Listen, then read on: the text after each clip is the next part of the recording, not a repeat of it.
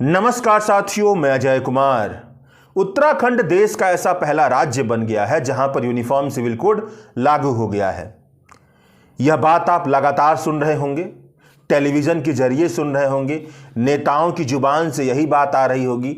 आसपास जो लोग इन विषयों पर थोड़ी बहुत समझ रखते हैं या थोड़ी बहुत जानकारी रखते हैं, वह भी यही लाइन बार बार दोहरा रहे होंगे।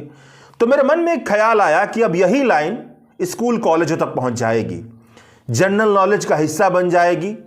जो छोटे छोटे कंपटीशन होते हैं वहां पर यह सवाल पूछा जाएगा कि बताइए वह कौन सा राज्य है जहां पर सबसे पहले यूनिफॉर्म सिविल कोड लागू हुआ। ना बच्चे को यूनिफॉर्म सिविल कोड के बारे में पता है, ना उत्तराखंड के बारे में पता है, ना पर्सनल लॉ के बारे में पता है, ना संस्कृति के बारे में पता है, ना कानून के बारे में पता है, और उससे ये सारी चीज़ें याद करने को कही जाएंगी। तो ख्याल आया कि ये हमारी यही सारी लाइनें जो होती हैं हमारी शिक्षा व्यवस्था के कबाड़े को भी दर्शाती हैं। वो बचपन का उम्र जब आप उस छोटी सी उम्र से आगे बढ़ रहे होते हैं, आपका अनुभव संसार धीरे धीरे अंकुरित होता जा रहा होता है। उस समय कोई अगर आपसे आज़ादी के बारे में बताए, आज़ादी का मतलब बताए, समानता का मतलब बताए, न्याय का मतलब बताए, छोटी छोटी कहानियों से, आसपास जो हमारे घटित हो रहा है घटनाएं, उन कहानियों से, जो हमारे घर परिवार में घटनाएं घटित होती हैं, जिस तरह के रिश्ते नाते होते हैं, भाई बहन के रिश्ते से, नौकर और मालिक के रिश्ते से, डॉक्टर पेशेंट के रिश्ते से, मालिक मजदूर के रिश्ते से, वो जो रोटी होती है खाने की, उससे न्याय का रिश्ता कैसे बनता है। तो एक अच्छा अनुभव संसार बने, और जब यह अनुभव संसार बने तो अपने आप जो प्रश्न है यूनिफॉर्म सिविल कोड के, जिन प्रश्नों में पूरी राजनीति समाज को फंसाने की कोशिश करती है, उन प्रश्नों का जवाब समाज अपने आप, लोग अपने आप दे दें। लेकिन ऐसी पढ़ाई हमारे यहाँ नहीं होती है। ऐसी पढ़ाई होनी चाहिए ताकि खुद ब खुद जनता इतनी समझदार हो जाए, जनता का मानस इतना समझदार हो जाए कि इन फिजूल से प्रश्नों का हल अपने आप निकल आए। तो ये बात मैं इस पे कहना चाह रहा था। अब बात करते हैं उत्तराखंड के यूनिफॉर्म सिविल कोड पर। तो उत्तराखंड के यूनिफॉर्म सिविल कोड पर बात करने से पहले थोड़ा यूनिफॉर्म सिविल कोड पर ही बात कर लेते हैं। देखिए, जो यूनिफॉर्म सिविल कोड का सिद्धांत है और जो उसकी पॉलिटिक्स है, इन दोनों को अलग अलग करके देखना चाहिए। जो सिद्धांत है उसमें कोई गलत बात नहीं है, वो बिल्कुल सही है। लेकिन जो उसकी पॉलिटिक्स है वो इतनी गलत तरीके से होती है कि पूरे के पूरे सिद्धांत का कबाड़ा निकाल देती है। उसका पूरा का पूरा जो चरित्र चित्रण होता है ना, उसको एकदम गलत खांचे में ले जा करके रख देती है। पॉलिटिक्स क्या है? पॉलिटिक्स हमारे यहाँ जो करने वाली बड़ी पार्टियां भाजपा और कांग्रेस है, भाजपा के समर्थक चाहे अनचाहे यह बताने की कोशिश करते हैं कि जो मुस्लिमों के भीतर गलत चीजें हैं उसको क्या किया जाएगा, यूनिफॉर्म सिविल मुस्लिम पर्सनल लॉ के भीतर जो गलत चीजें हैं उसको यूनिफॉर्म सिविल कोड के माध्यम से हटा दिया जाएगा। इस बात के साथ साथ इस तरीके से वो अपनी बात कहते हैं कि जो मुस्लिमों का पर्सनल लॉ है उसको खत्म कर देना है। एक जो पॉलिटिक्स होती है, हिंदू मेजॉरिटी जिस तरीके से संस्कृति चाहती है उस तरह का कानून बनेगा, यह पॉलिटिक्स है। इसमें बहुत सारे अफवाह है, गलतियां हैं, भ्रामक स्थितियां होती हैं जो नेता उनकी तरफ से बोलते हैं, जिस तरह का बयान उनकी तरफ से दिया जाता है, जिस तरह का उनका विचार है।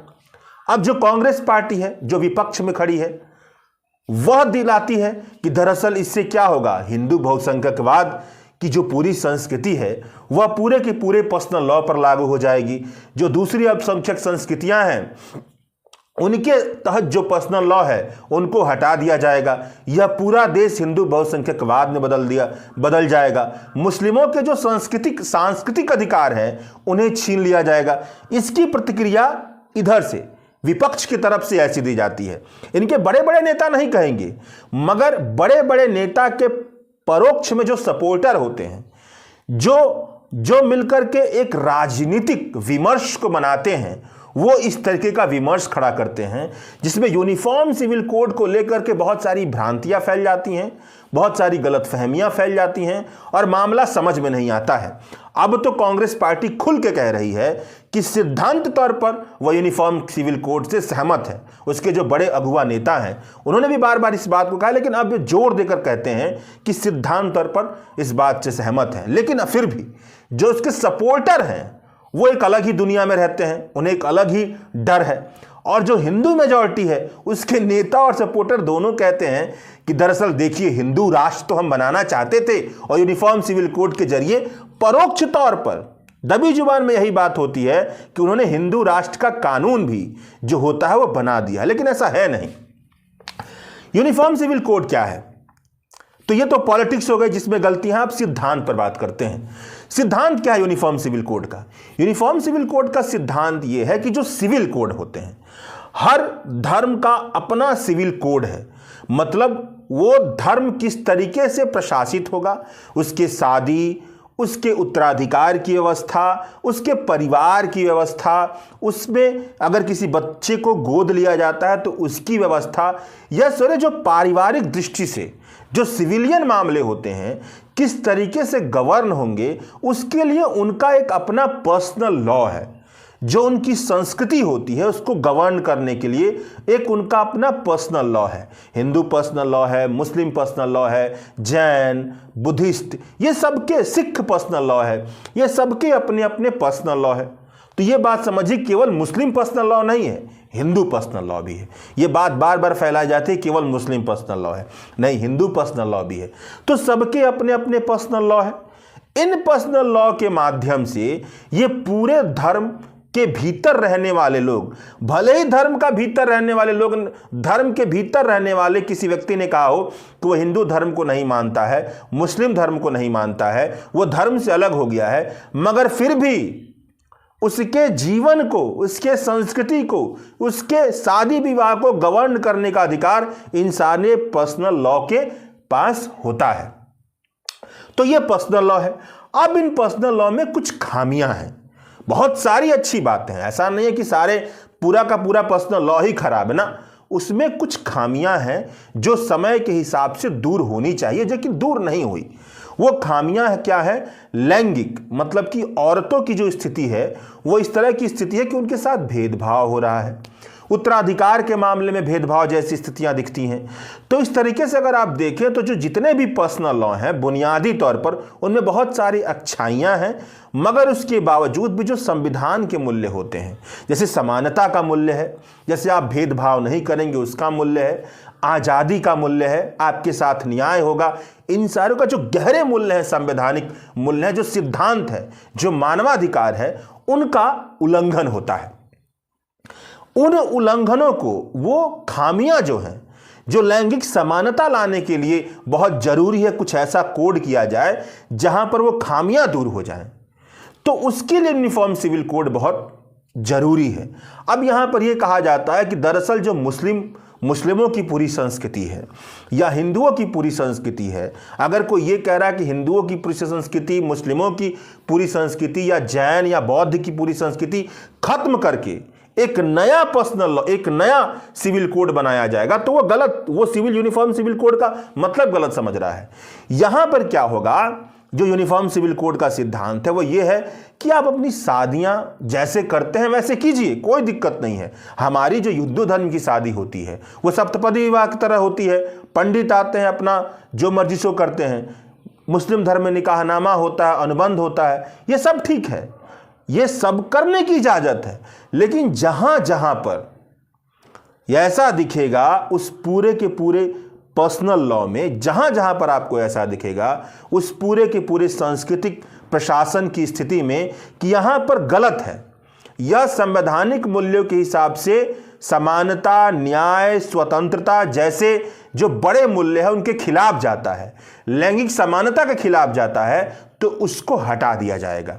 और सबको जो जिस तरीके से करना है अपना पर्सनल लॉ, जिस तरीके से अपने संस्कृति को प्रशासित करना है वो अधिकार होगा, केवल उसकी जो खामियां हैं उसको हटा दिया जाएगा। जैसे 3 तलाक कह करके तलाक देना, यह गलत बात है, इसको हटा दीजिए। हिंदू अनडिवाइडेड फैमिली में बहुत सारी गलत चीजें हैं, उसको हटा दीजिए। आप जब उत्तराधिकार देते हैं तो औरतों को उत्तराधिकार नहीं मिलता है। मान लीजिए कि बेटा मर गया तो बेटे के बेटे और बेटी को मिल जाए, बाप मां को ना मिले, ऐसी स्थितियां जो हैं इसको सुधारा जाए। जो बाप होता है वो गार्जियनशिप के, उसको कहा जाता है कि वो गार्जियनशिप है, जो माँ है वो केयर टेकर है, तो ये एक लैंगिक विभेद हो गया, क्योंकि माँ कैसे केवल केयर टेकर हो सकती है, वह भी तो गार्जियनशिप हो सकती है। तो इस तरह की जो खामियां हैं उनको दूर करने के लिए एक यूनिफॉर्म सिविल कोड की बात की जाती है। एक लाइन में समझिए तो बात यह कि मान लीजिए कि एक नदी है संस्कृति की, वो बहती आ रही संस्कृति की नदी, उसमें जो कूड़ा कचरा है जो शामिल हो गया है उसको हटाने का काम, नदी तो बहेगी, उसका पानी तो बहेगा, मगर जो कूड़ा कचरा है उसको हटा करके जो फेंकने का काम है वह यूनिफॉर्म सिविल कोड के जरिए करवाने की बात की जाती है। यह सिद्धांत रूप में बात कही जाती है, और यह सिद्धांत रूप में जो बात कही जाती है इस बात में कोई गलती वाली बात है नहीं, सिद्धांत रूप में इसे स्वीकारना चाहिए। अब दिक्कत यह होता है कि भारत में विभिन्नताएं बहुत ज़्यादा हैं, विविधताएं बहुत ज़्यादा हैं, बहुत सारे धर्म हैं, अलग अलग भूगोल के हिसाब से अलग अलग संस्कृतियां हैं, अलग अलग रीति रिवाज हैं। तो ये नामुमकिन के हद तक नामुमकिन है कि यूनिफॉर्म सिविल कोड बन पाए, एकदम असंभव काम है कि यूनिफॉर्म सिविल कोड बन पाए। मान लीजिए जिस तरह से जनजातियां अपने आप को प्रशासित करती हैं, आप उसको कैसे रेगुलेट करेंगे? या केरल का मुसलमान अपने आप को प्रशासित करता है, उसे आप कैसे रेगुलेट करेंगे? या गोवा में रहने वाला व्यक्ति अपने आप को जिस तरह से प्रशासित कर रहा है, तो एक बहुत बड़ा खांचा बनेगा, वो इतना बड़ा हो जाएगा कि वो मतलब बनाना भी नामुमकिन है, उसको लागू करवाना भी नामुमकिन है। तो ये बात तो एकदम संभव है कि यूनिफॉर्म सिविल कोड बन ही नहीं सकता है, आपको कुछ ना कुछ अपवाद रखना ही पड़ेगा। और इस तरीके से जो यूनिफॉर्म सिविल कोड के माध्यम से जो बात निकल कर आती है कि पूरे भारत में एक ही कानून लागू हो जाएगा, यह बात बहुत सरलीकृत है, बहुत ही निरर्थक किस्म की बात है। ऐसा कुछ नहीं होने वाला है। सबको अपने धर्म, अपने संस्कृति की आज़ादी है, और उनमें से खामियों को अलग करने की बात यहां पर की जा रही है। तो अब होगा क्या, जैसे कि उत्तराखंड के यूनिफॉर्म सिविल कोड में हुआ है कि उत्तराखंड यूनिफॉर्म सिविल कोड ने आदिवासियों को उससे अलग रख दिया है, जनजातियों को उससे अलग रख दिया है। यहीं पर खत्म हो गया कि वो यूनिफॉर्म सिविल कोड है नहीं। जो बात बार बार कही जाती है कि एक कानून होगा, वो यहीं पे खत्म हो गया कि आपने अपवाद कर दिया, और अपवाद स्वरूप क्या किया, आपने जनजातियों को बाहर, एक पूरे समुदाय को बाहर कर दिया कि वो यूनिफॉर्म सिविल कोड से गवर्न नहीं होंगे। तो यहां पर यूनिफॉर्म सिविल कोड तो बना ही नहीं। मगर मान लीजिए क्योंकि वो गवर्न नहीं होंगे, और ये बात सिद्धांत में ही लागू है कि सिद्धांत में ही है कि बहुत मुश्किल है उसको लाना, तो मान लेते हैं कि ये नामुमकिन वाली जो बात थी, जो केवल पॉलिटिक्स में होती है, जैसे ही हकीकत में करने की बात की गई, वहां पे जो पॉलिटिक्स करने वाले लोग हैं उन्होंने भी सिद्धांत को ही अपनाया, और आसानी से एक पूरे की पूरी कैटेगरी जो जनजातियों की है उसको यूनिफॉर्म सिविल कोड से बाहर कर दिया। अब यूनिफॉर्म सिविल कोड में जो बचे हुए हैं उनको लेकर के जो कानून यूनिफॉर्म सिविल कोड का उत्तराखंड में बना है, उस पर बहुत ज्यादा सवाल खड़े नहीं हो रहे हैं। एक दो प्रावधान है जिस पे सवाल खड़े हो रहे हैं, अन्यथा बहुत सारे ऐसे मसले हैं, ऐसे प्रावधान है जिस पे अभी तक कोई गंभीर सवाल खड़े नहीं हुए हैं। एक सवाल जो भयानक, बहुत ही भयानक स्थिति को पैदा करता है, वह है लिव इन रिलेशनशिप वाला। वह प्रावधान यह कहता है कि अगर कोई लिव इन रिलेशनशिप में कोई स्त्री और पुरुष रहेगा तो उसको रजिस्ट्रार के पास जाकर के रजिस्ट्रेशन सर्टिफिकेट लेना पड़ेगा लिव इन रिलेशनशिप का, और अधिकार मिल जाएगा प्रशासन को कि वह जाकर के चेक करे कि क्या वह अपने लिव इन में कुछ प्रोहिबिटेड काम तो नहीं करते हैं, कुछ प्रतिबंधात्मक काम तो नहीं करते हैं। यानी कि ऐसा कदम सरकार ने उठाया है कि सरकार कानून के जरिए आपके बिस्तर तक पहुंच गई है। यह गलत है।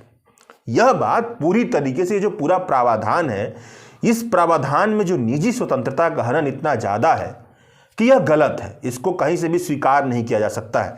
भले ये लोग कहे कि भाई सरकार यह कहती है, उस कानून में यह है कि अगर कोई लिव इन रिलेशनशिप में बच्चा पैदा हो जाता है तो लेजिटिमेट बच्चा होगा, उसको आप अनाथ नहीं करार दे सकते हैं, या कुछ गलतियां होती हैं तो उस पर कार्रवाई हो सकती हैं। ये सब होने के बावजूद भी जो इसका कॉस्ट है, जो इसकी लागत है इस कानून की, वह बहुत बड़ी होने वाली है।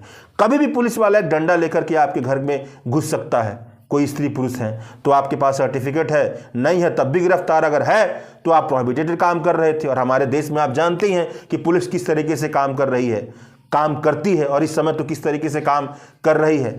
तो ये बहुत ही नुकसानदायक होने वाला है। इसको अगर हटा ले तो अच्छी बात है। और दूसरी बात जो कमी इस पूरे कानून में दिख रही है वो ये है कि जो सांस्कृतिक प्रशासन की जगह होती हैं वहां पर आप दंडात्मक रवैया अपना करके सांस्कृतिक प्रशासन को नहीं कर सकते हैं। मतलब कहने का मतलब यह है कि 3 तलाक या तलाक की कोई व्यवस्था है जो संस्कृति के तौर पर पर्सनल लॉ में तो इजाजत उसको मिली हुई है, लेकिन यूनिफॉर्म सिविल कोड के तहत यह कहा जाता है कि अगर आप ऐसा करेंगे तो आपको दंड होगा, आपको फाइन भरना पड़ेगा, आपको 2 साल 3 साल की जेल होगी। तो यह गलत है, क्योंकि धीरे धीरे चीजें क्या होती हैं, सुधार में आती हैं। एक बैग अगर आप पर्सनल लॉ से जो चीजें गवर्न हो रही हैं उसको यूनिफॉर्म सिविल कोड में लाते हैं, उसकी बुराइयों को हटा देते हैं, अच्छा करते हैं, मगर अगर कोई उसके बुराइयों का पालन कर रहा है और आप उसे क्रिमिनलाइज कर रहे हैं तो गलत कर रहे हैं। यह क्रिमिनल वाला प्रावधान हटना चाहिए। बाकी उसके अलावा 1-2 जगहों पर गार्जियनशिप की जो बात है कि ये कहा जा रहा है कि गार्जियनशिप का अधिकार पहले भी केवल पिता को मिलता था और अब भी केवल पिता को मिल रहा है, माँ को नहीं मिल रहा है। मतलब कहने का मतलब यह है कि मान लीजिए कि एक बेटा कमाता है और उसके पास संपत्ति है, बेटा मर गया तो उसके बाद उसकी संपत्ति का गार्जियन कौन होगा? माँ तो केयर टेकर हो गई जो उसको संभालती है, अगर उसके माँ और बाप ही हैं तो बाप उसका केवल गार्जियन होगा। तो ये गलत है, माँ को भी गार्जियनशिप का अधिकार मिलना चाहिए। ये 3-4 जो चीज़ें हैं जहाँ पर कुछ कुछ कमियाँ दिखाई देती हैं। अन्यथा जो प्रावधान है उस प्रावधान में अभी तक जो कानूनी मामलों के जानकार उन्होंने कोई ठोस विरोध नहीं किया है। अभी तक वही है, उसी दिशा में है जिस दिशा में यूनिफॉर्म सिविल कोड चलता है कि एक नदी बह रही है संस्कृतियों के पर्सनल लॉ की, उस पर्सनल लॉ में जो खामियां हैं उसको हटाया गया है और जो अच्छाइयां हैं उसको रखा गया है और खामियों को प्रतिबंधित किया गया है।